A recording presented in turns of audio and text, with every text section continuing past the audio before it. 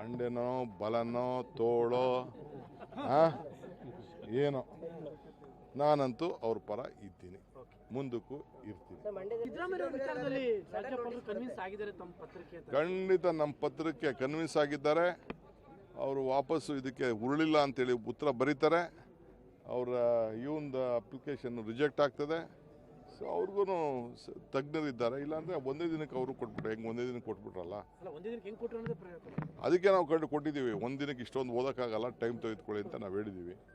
ಅವ್ರು ಓದಿದ್ದಾರೆ, ಉತ್ತರ ಕೊಟ್ಟರು. ಆಮೇಲೆ ಚೀಫ್ ಮಿನಿಸ್ಟ್ರು ಕೂಡ ನಾನು ಪೇಪರ್ಲಿ ಓದಿದೆ, ಅವ್ರಿಗೂ ಪರ್ಸನಲಾಗಿ ಏನೋ ಬರೆದಿದ್ರಂತೆ ವೈಯಕ್ತಿಕ, ಅವರು ಕೂಡ ಅದಕ್ಕೆಲ್ಲ ರಿಪ್ಲೈ ಮಾಡಿದ್ದಾರೆ. ರಾಜಕೀಯ ಇಲ್ಲ ಅಂದ್ರೆ ಏನು ನಡೀತದೆ? ರಾಜಕಾರಣ ಇಲ್ಲ ಅಂದ್ರೆ ಏನು ನಡೀತದೆ? ರಾಜಕಾರಣ ಅದು ಬೇರೆ ಏನೇನು?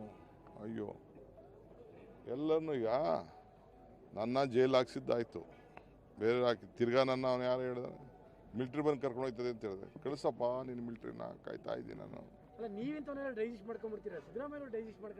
ಸಿದ್ದರಾಮಯ್ಯ ಅವ್ರಿಗೂ ಏನು ಮಾಡಿ ಪಾಪ, ಅವರು ಒಂಥರ ಪರ್ಸನಲಿ ಎಮೋಷ್ನಲ್ ಮ್ಯಾನ್.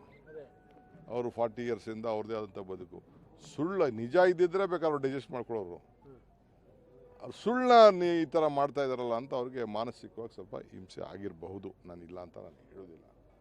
ಬಟ್ ಇಡೀ ರಾಜ್ಯದ ಒಬ್ಬ ಹಿಂದುಳಿದ ರಾಷ್ಟ್ರದಲ್ಲೇ ಕಾಂಗ್ರೆಸ್ ಪಕ್ಷ ಒಬ್ಬ 2ನೇ ಸತಿ ಮುಖ್ಯಮಂತ್ರಿಯಾಗಿ ಒಬ್ಬ ಹಿಂದುಳಿದ ವರ್ಗದ ನಾಯಕನ ತೇಜೋವಾದಿಗೆ BJPಯವರು ಜನತಾದಳವರು ಹೊರಟುಬಿಟ್ರಲ್ಲ, ಅದಕ್ಕೆ ನಾವು ಇವತ್ತು ಇಡೀ ಪಕ್ಷ ಸರ್ಕಾರ, ನಾಳೆ ನಮ್ಮ ACC ಜನರಲ್ ಸೆಕ್ರೆಟರಿ ಬರ್ತಾ ಇದ್ದಾರೆ, ಇಡೀ ನಮ್ಮ ರಾಷ್ಟ್ರೀಯ ಭಾರತೀಯ ಪಕ್ಷ ಏನು ಕಾಂಗ್ರೆಸ್ ಪಕ್ಷ ಏನಿದೆ, ಮಲ್ಲಿಕಾರ್ಜುನ್ ಖರ್ಗೆ ಅವರ ನೇತೃತ್ವದಲ್ಲಿ, ರಾಹುಲ್ ಗಾಂಧಿ ಅವರ ಮುಖಂಡತ್ವದಲ್ಲಿ ಸಿದ್ದರಾಮಯ್ಯನವರ ಪರವಾಗಿ ನಾವು ನಿಂತ್ಕೊಂಡಿದ್ದೇವೆ. ಅದಕ್ಕೆ ನನ್ನ ಅಧ್ಯಕ್ಷತೆಯಲ್ಲಿ ಈ ಕಾರ್ಯಕ್ರಮ. ಬಂಡೆನೋ ಬಲನೋ ತೋಳೋ ಏನೋ ನಾನಂತೂ ಅವ್ರ ಪರ ಇದ್ದೀನಿ, ಮುಂದಕ್ಕೂ ಇರ್ತೀನಿ.